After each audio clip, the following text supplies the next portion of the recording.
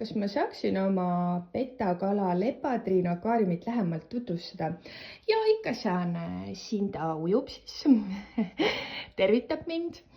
Minu meelest kõige tähtsam on pisikese akvaariumiga tegelikult suure akvaariumi puhul veepump, veefilter, mis on mul siin.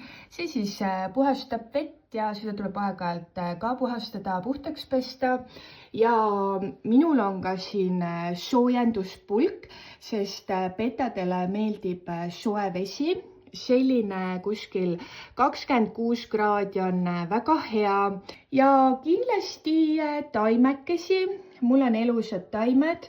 Ma tahaks vist siia nurka ka mingit ühte taimekest. Taimed omakorda toodavad hapnikku ja filtreerivad musta vett. Ja minul on ka siin üks selline kännukene, päris kännukene, ei ole mingist plastikust. Kuna mul on siin ka krevetid, siis sinna kännu taha ja sisse peidavad ennast krevetid. Kindlasti põhjapinnas.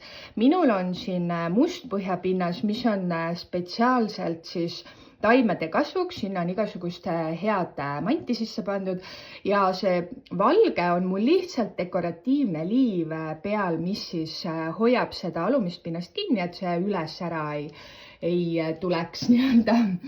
Mul on tellitud ka selline veepealne koobas, kuhu siis lepatriinu saab peitu minna, jääb siia vee peale hõljuma ja ta saab sinna sisse minna. Ja kindlasti muidugi taimede kasvuks on lamp ka vajalik, et mina alati soovitan päris taimi, et minu meelest need on visuaalselt ilusamad ja need on väga kasulikud ka akvaariumis.